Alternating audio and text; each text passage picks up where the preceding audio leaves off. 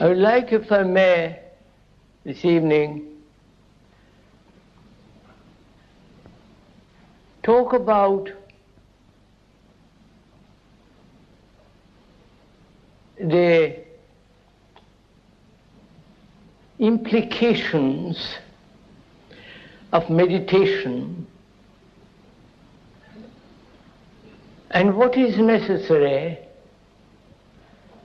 for a mind that is capable of really true meditation. What is the first step, as it were?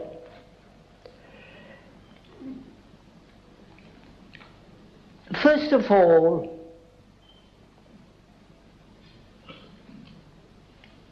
I think one has to understand the meaning of the word freedom.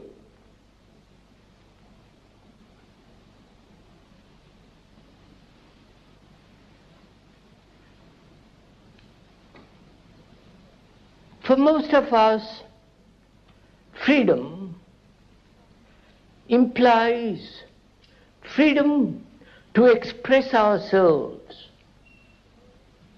or freedom to do what we like in society, or freedom to think what we like, or freedom from a particular tiresome habit or a particular idiosyncrasy, and so on.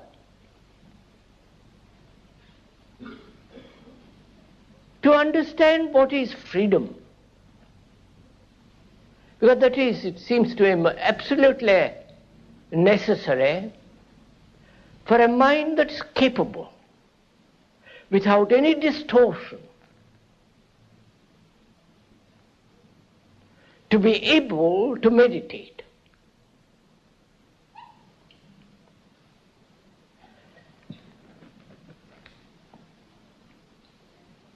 For most of us, we demand freedom politically or religiously, or to think what we like. And there is the freedom of choice.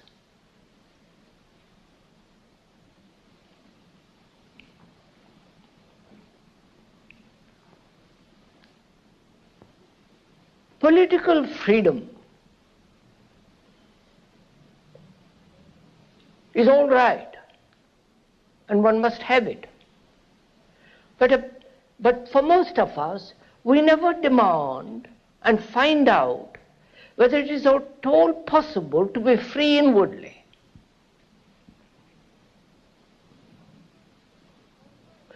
Our mind is a slave to its own projections, to its own demands, to its own desires and fulfillments. The mind is a slave to its cravings, to its appetites. And apparently, we never ask whether it is at all possible to be free inwardly. But we are always wanting freedom outwardly, to go against the society, against a particular structure of society. And this revolt against society, which is taking place all over the world, is a form of violence which indicates that one is concentrating on an outward change without the inward change.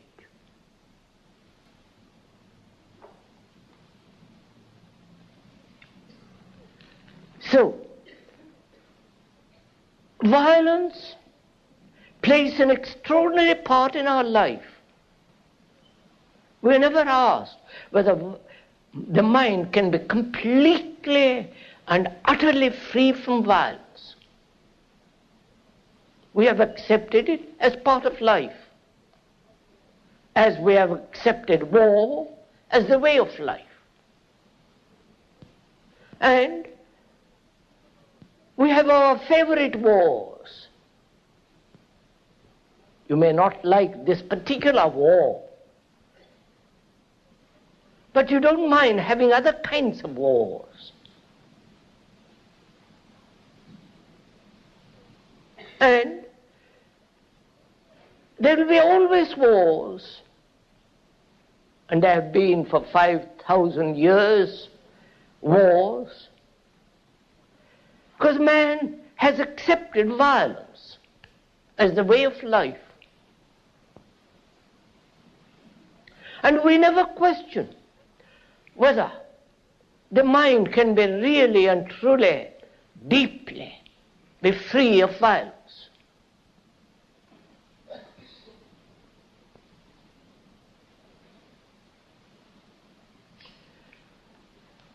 And the permissive society in which we live, the culture in which is gradually coming out of this society,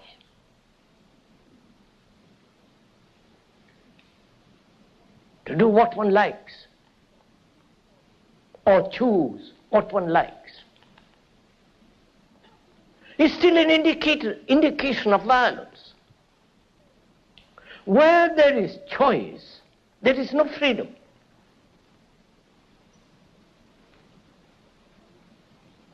Choice implies confusion, not clarity.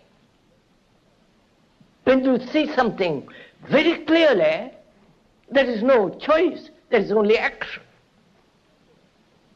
It's only a confused mind that chooses.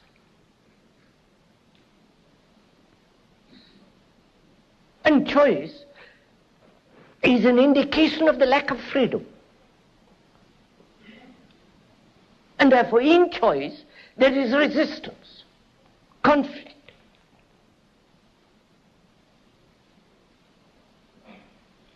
And so, our life as it is now is based on violence.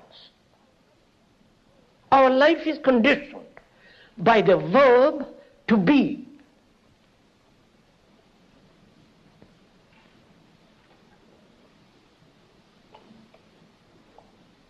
Please, this is important to understand how our life is guided and conditioned by the verb to be. One has been, one is, and one will be. The idea in that verb is to arrive, to succeed, to achieve, to become.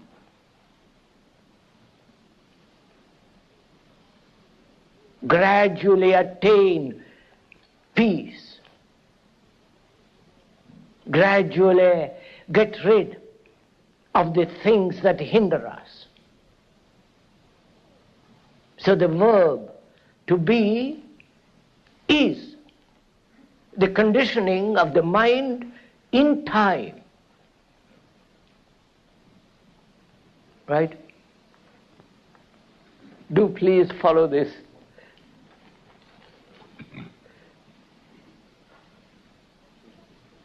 Because enlightenment is not a matter of time at all.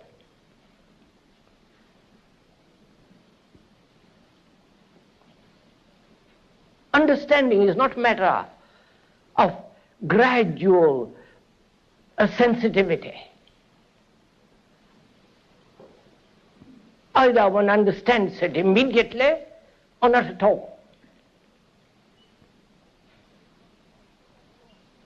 And as long as the mind is conditioned by that verb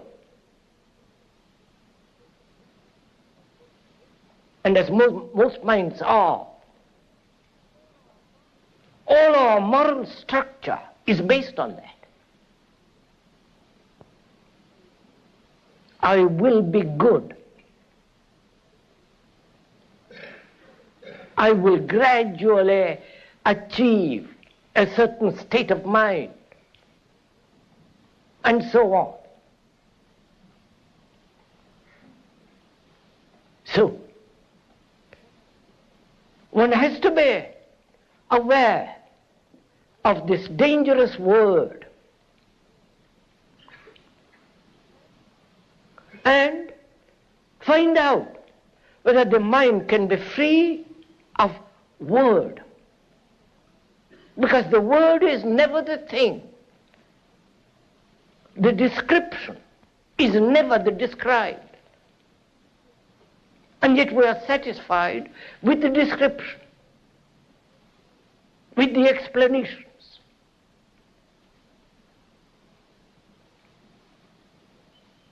So,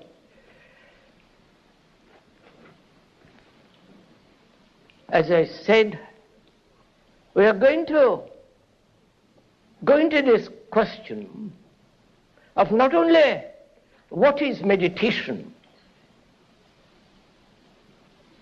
and I believe that's a new word that you have learnt in this country, brought from the East. And one doesn't know the full meaning of that word. But before we go into that, which is a very complex and the most important thing, meditation, it's the most beautiful thing in life if you know what meditation is. But before one can meditate, one must understand what is living, what is love, and what is death. If you don't understand that, your meditation is merely an escape, is a form of self-hypnosis. Right? So you must lay the foundation. Not gradually. There must be order. For the mind can fully comprehend the significance of what meditation is. There must be complete order, which means the end of all conflict, all disturbance, all disorder within oneself. Otherwise, you are sitting down in a corner by yourself for 10 minutes a day and thinking you are going to meditate or achieve enlightenment is nonsense, if you don't mind my saying so.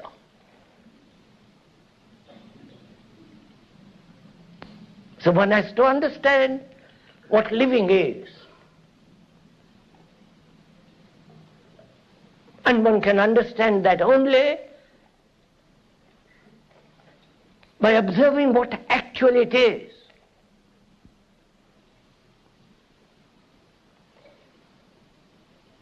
Not in opposition to a concept, to a formula, to an ideology, but actually what it is. So one must be free to observe actually what our life is, not what it should be. If you are thinking in terms of what it should be, then you are totally avoiding what actual life is.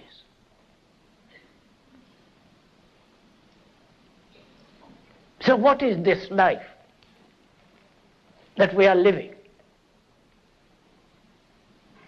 This life the actual daily life is disorder.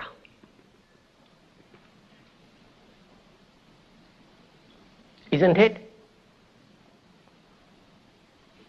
There's conflict. There is driving ambition.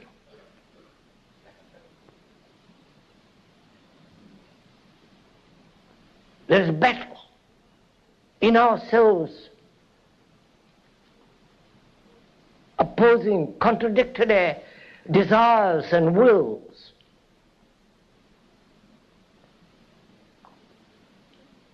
Endless frustrations.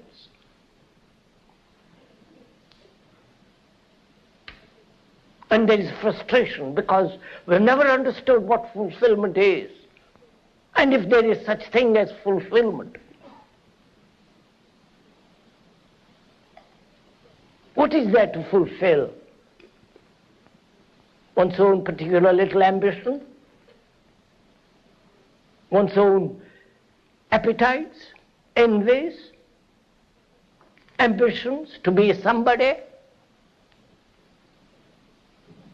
And what is it that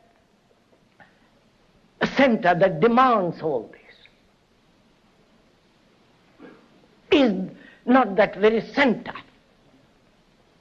the cause of disorder? And without bringing about order in that life, complete mathematical order,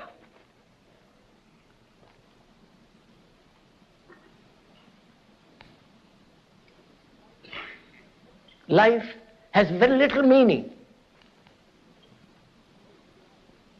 Going to the office every day for the rest of the 60 years or 40 years, living in this constant battle between what is and what should be, between the frustrated ambitions and the simple, clear, beautiful life.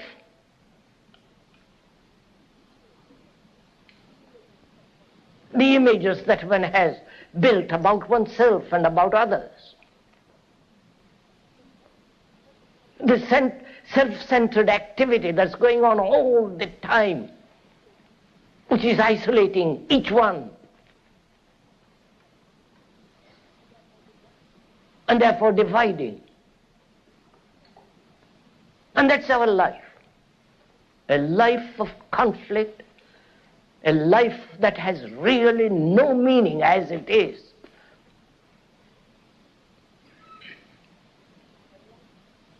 A life that is a battlefield, not only in yourself but also in your relationship. A life of division, contradiction, routine, monotonous. And a life that is, when you look at it very deeply, utterly lonely. A life that has no beauty. And that is our life. And we are not exaggerating it. If you observe yourself very carefully, without any prejudice, bias, when you look at every human being right through the world, the saint, the priest, the specialist, the careerist, the ordinary layman, are all caught in this. And we want to escape from it.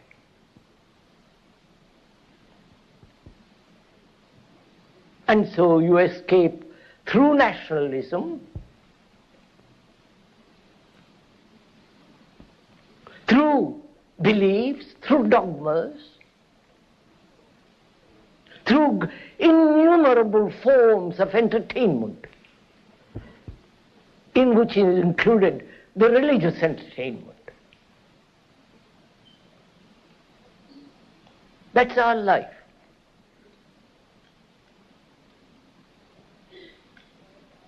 Comparing ourselves with something that should be, comparing ourselves with the greater, with the nobler, with the more intelligent, with the more spiritual, and so on and on and on. Therefore, conflict and fear. This is our life. A battle for security, and in the very search of security, psychological as well as physical, will bring about destruction.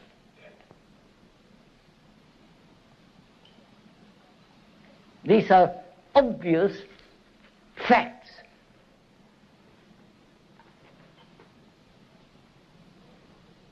And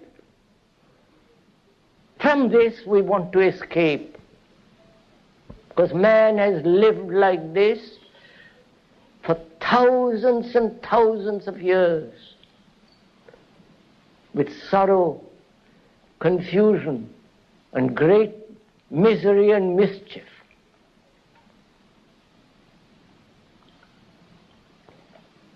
And without changing all that completely, radically,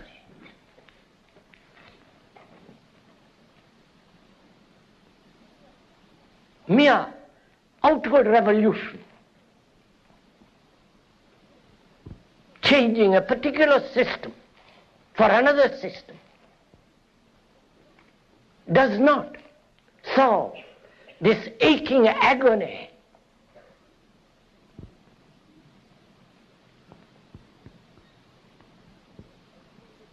There is only one revolution,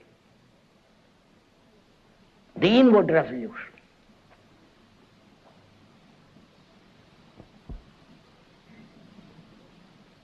So,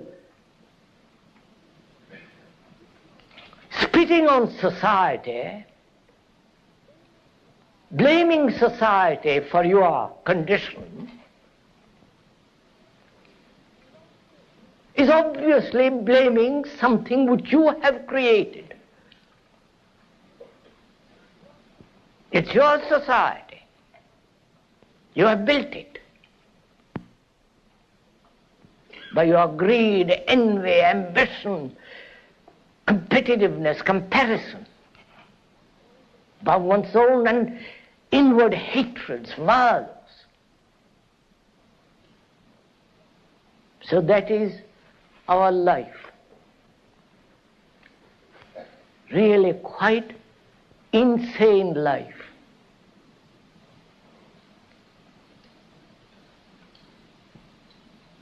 Now, the question is, how can that life be changed?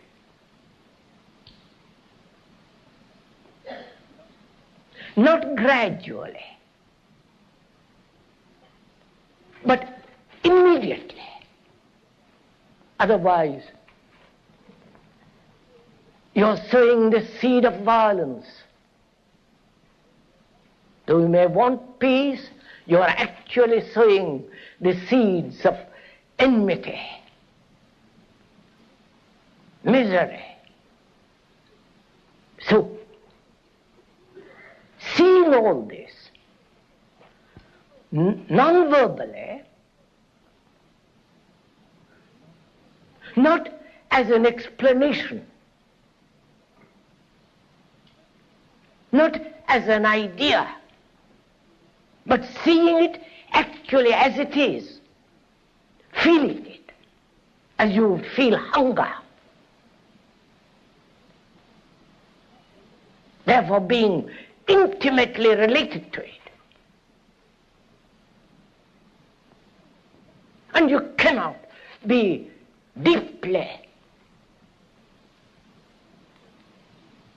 beautifully related to this living, which we call life, as long as you have any form of escape from it, any form of distortion.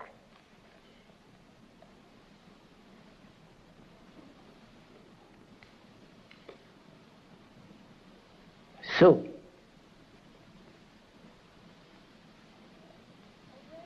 awareness without choice, to be aware of this whole phenomenon of existence,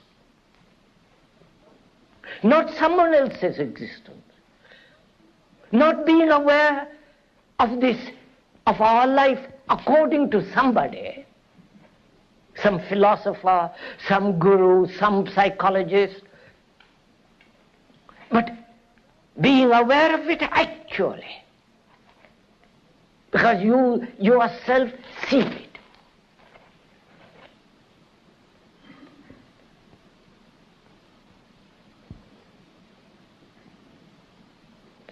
If one is so completely aware of it,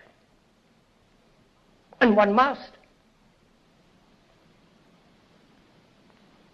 because one cannot possibly live as we are living.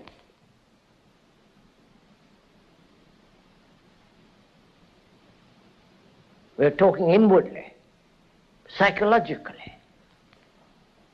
A life that's torn.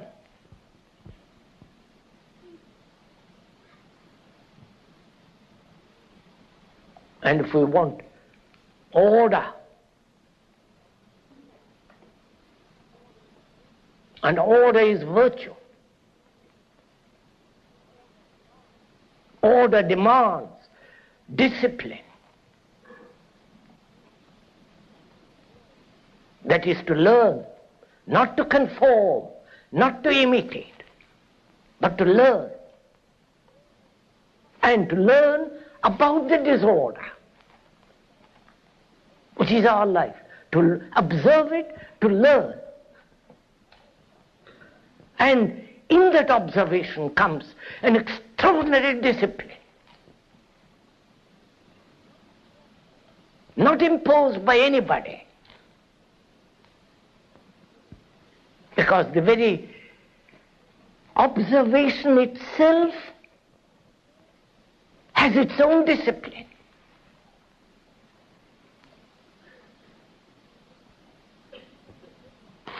In the very act of observing, you are learning, and therefore the learning is the discipline.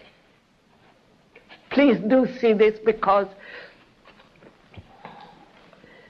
we have imposed upon ourselves so many disciplines. The business discipline, the religious discipline, the family discipline. Of course, the military discipline is the most absurd kind of discipline.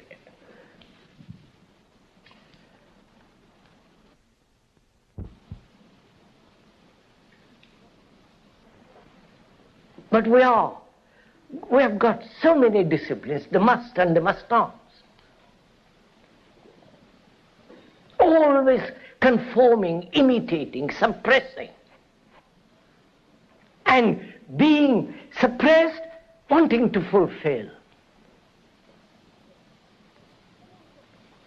All that is disorder.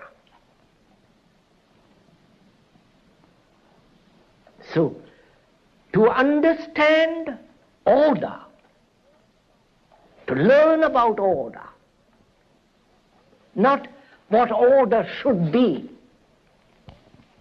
but to learn about it, one must learn about disorder. Right? Are we following each other? Or are you being mesmerized by words?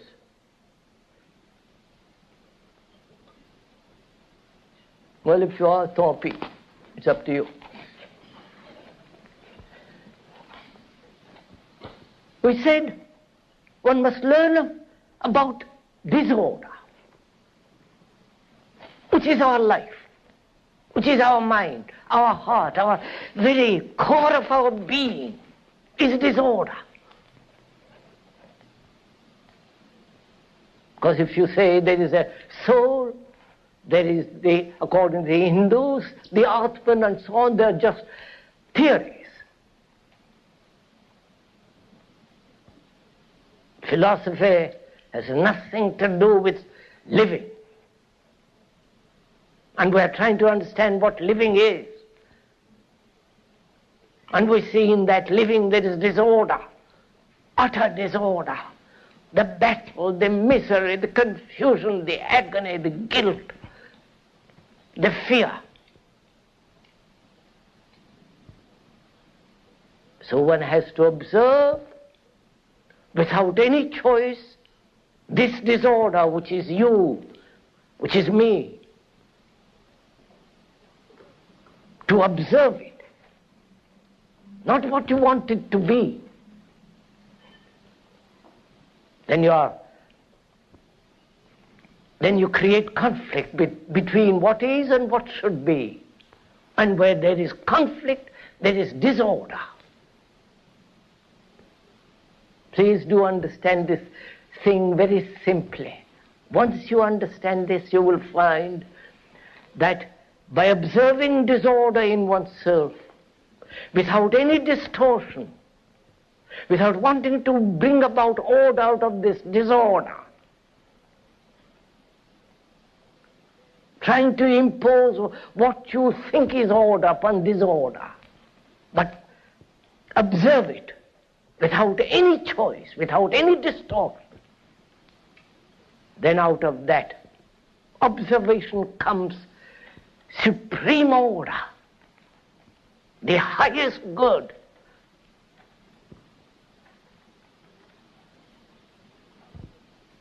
And in that there is a total revolution. And from that inward radical change, then there comes outward order, not the other way around. We want outward order first. And it's never been possible. Every revolution, including the communist revolution, said forget about the inward order. Let's have state order. And you know what's happening. Every revolution has done this. Try to bring about outward order without paying any attention whatsoever to the psychological supreme order within oneself.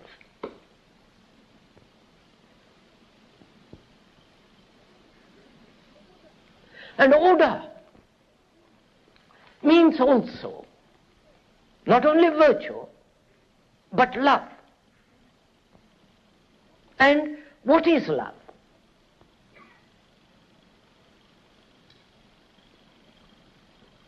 I wonder if you ever asked that question, what love is. Have you?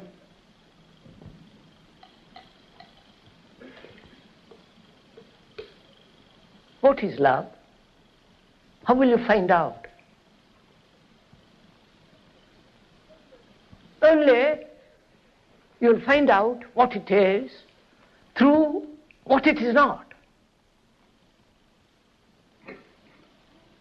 Through negation, the positive comes.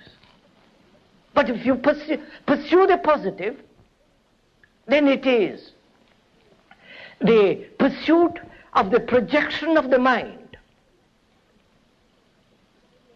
So when you deny all the projections of the mind, by denying, in a sense, setting it aside, negating, then you'll find out what it is. So that's what we're going to do. Find out what it is not, to find out what it is. Is this, can we go on? Right. We said, what is love? You know, that's one of the most important things in life.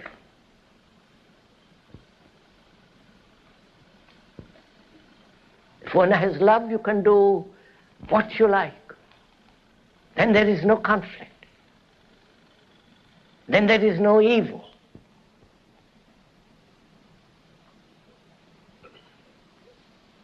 There is great bliss. But to imagine what bliss is and pursue that is not love. So we're going to see what it is not and therefore come upon what it is. Therefore it's not a question of searching out love, nor cultivating love.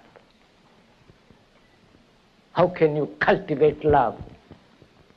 All cultivation is the product of the mind, product of thought. It's like a mind that pursues humility.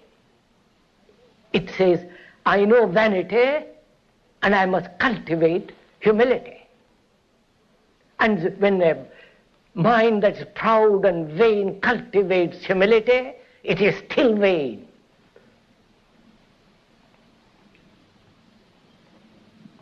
It's like those saints that are pretending to be humble because they have cultivated humility. So what we're going to do is to find out what it is not. Not through me, not through the speaker at all, but by listening to yourself and finding out what it is not, and what, if it is not that, to wipe it away instantly. If you don't wipe it, if it doesn't disappear, then you are caught in time. You are a slave to the word and the verb to be. And therefore there is no love.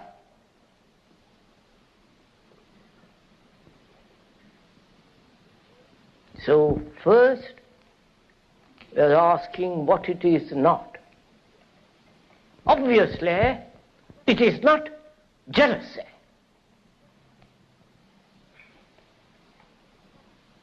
It is not envy.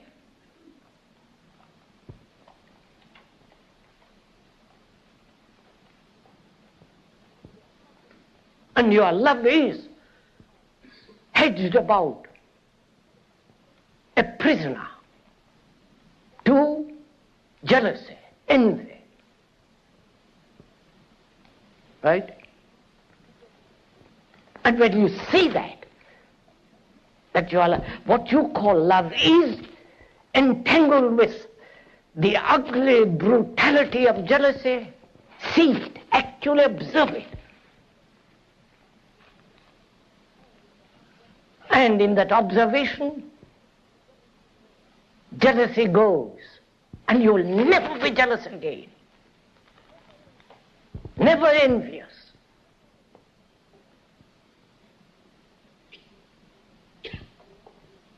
Please do this as we are talking.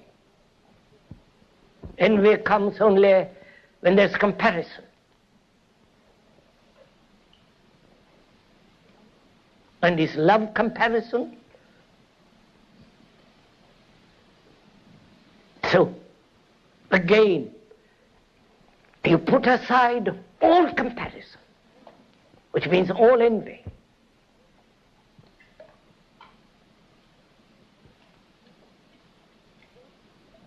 Then, is love pleasure? This is going to be a little more difficult. For most of us, love is pleasure.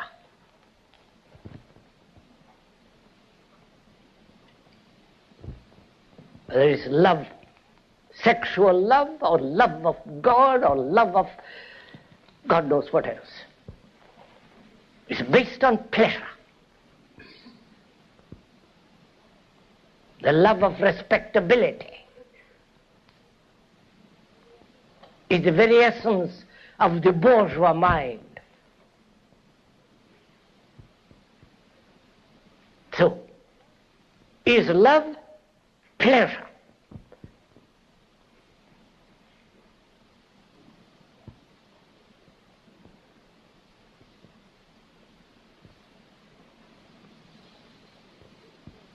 Do observe it, please.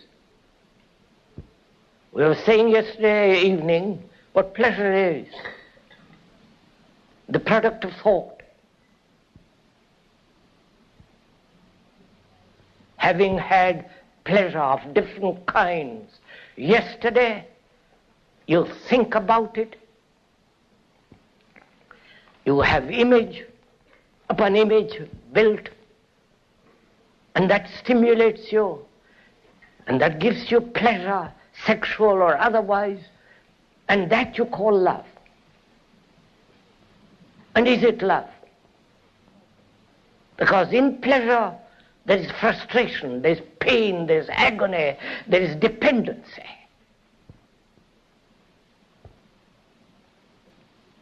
Don't you depend psychologically on another?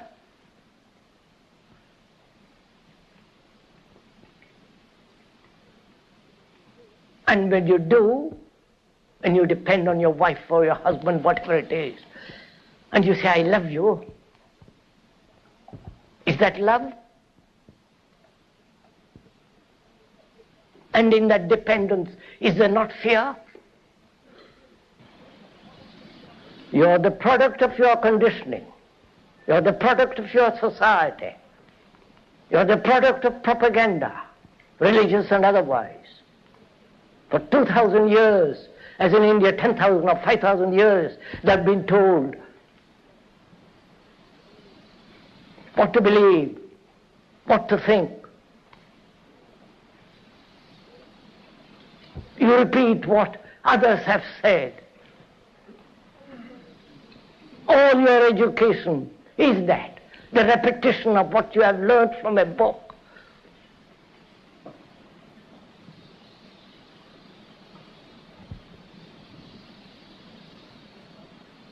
And you're that, you're conditioned. You're not free, happy, vital, passionate human beings. You're frightened human beings and therefore second-hand. You're full of authority of others, or your own particular little authority, of your own knowledge. You know something about something and you become an authority. So you're not free. And intellectually look, are you free? Not repeat what others have said. Not what you have been taught in the university or what you have learned from a book.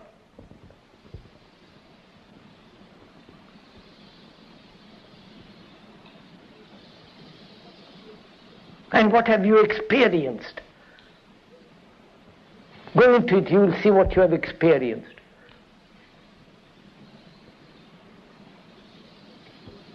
You have experienced something that you can always recognize. Otherwise it's not an experience. Therefore your experience is always old. Like thought is always old. Thought is never new. Because it's a response of memory. So you, if you will forgive my repeating it, you're second-hand human beings. Intellectually, emotionally. You go to places to learn how to be sensitive. Lovely idea, isn't it? be taught by another how to think. So, morally,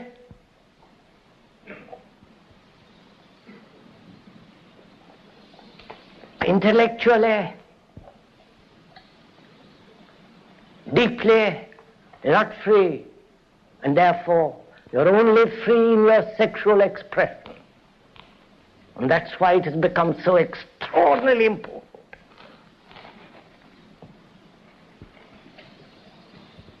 There you are full. There you're free. Though it has its own problems and its own neurotic attitudes and actions.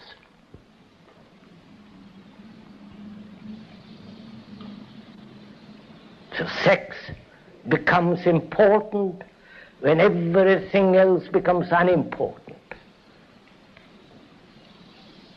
When life, the whole of it, not just sex. Life includes living. Life includes what love is, what death is. The whole movement of living. When that has no meaning, then one fragment which you call sex becomes extraordinarily important and vital. When you're not passionate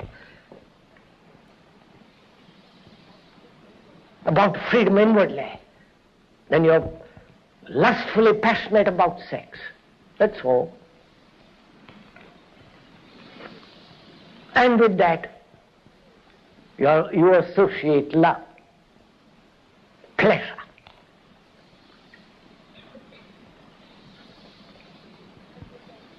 And with that, you associate tenderness, gentleness. Maybe sexually very tender, very kind, considerate. But outwardly you destroy, you kill everything around you, animals, to eat, to hunt. So your love is based on pleasure. And therefore, is it love?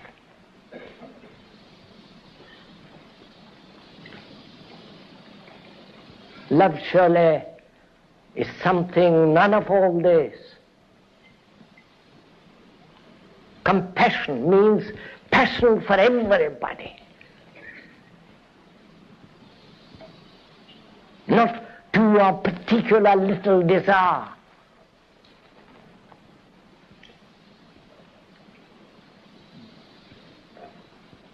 So, when you understand what disorder is, by observing very closely, out of that comes order. And order has its own discipline, which is its own virtue. And therefore, that order is the supreme good and therefore love, which has nothing whatsoever to do with pleasure. But pleasure has pain. Love is enjoyment. Love is joy. Not the puny thing that one man has made it. And to find that out, what love is, you must also understand what death is. Right? Do you really want to understand what death is? Yes? I doubt it. Very much. Because you're all so scared of death.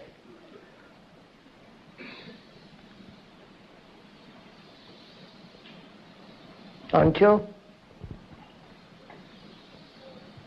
Or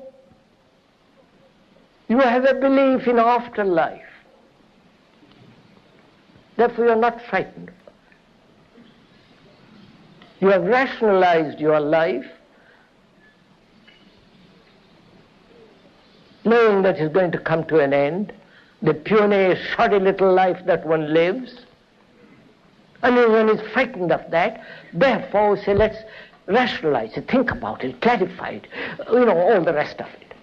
Or you have a belief in afterlife. The whole of Asia believes in afterlife. Millions believe in reincarnation. But they never question what it is that incarnates.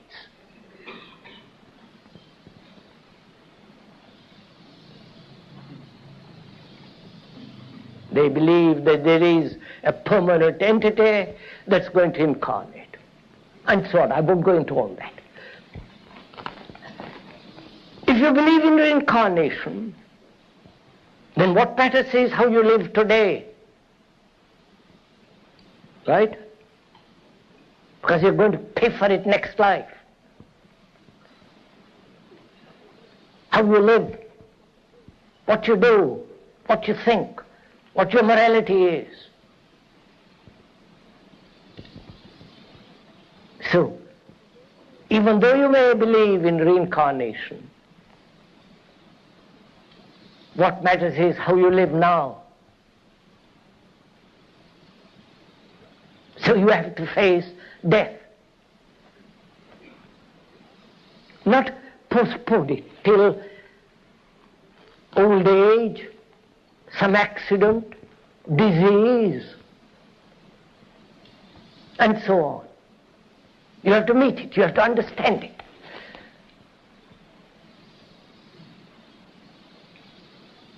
Not be afraid of it.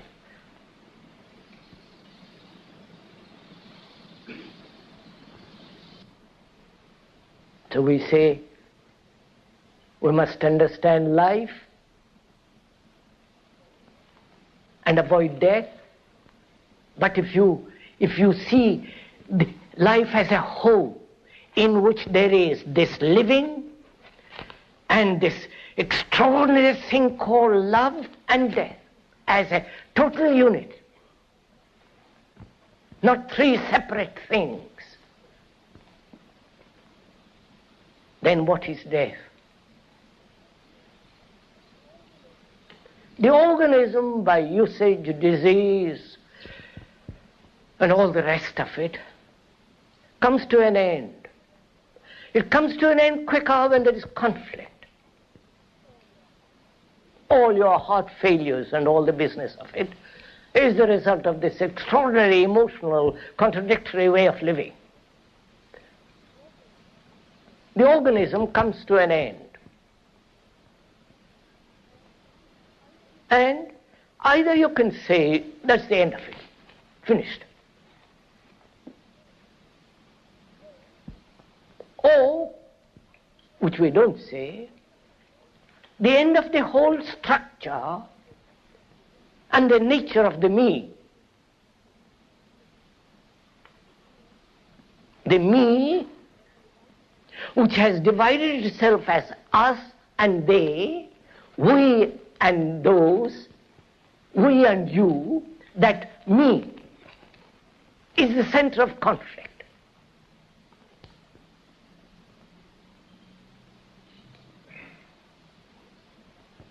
Now, can that me die?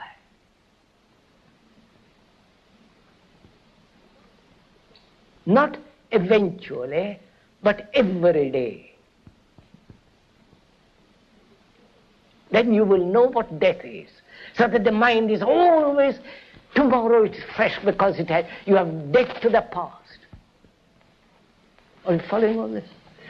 No, sir, do it, not follow it. Die to your pleasure. Die to your furniture. And that's what you are, your furniture. Whether the chair or the furniture that you have accumulated in your mind. which you call knowledge, so that you die every day to everything that you have accumulated. And that's what's going to happen to you anyhow.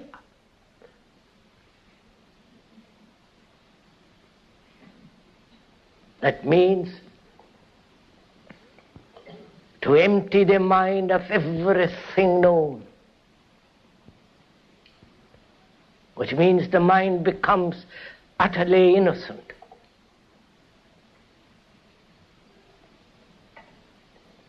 And it is only such a mind that has this extraordinary religious quality of purity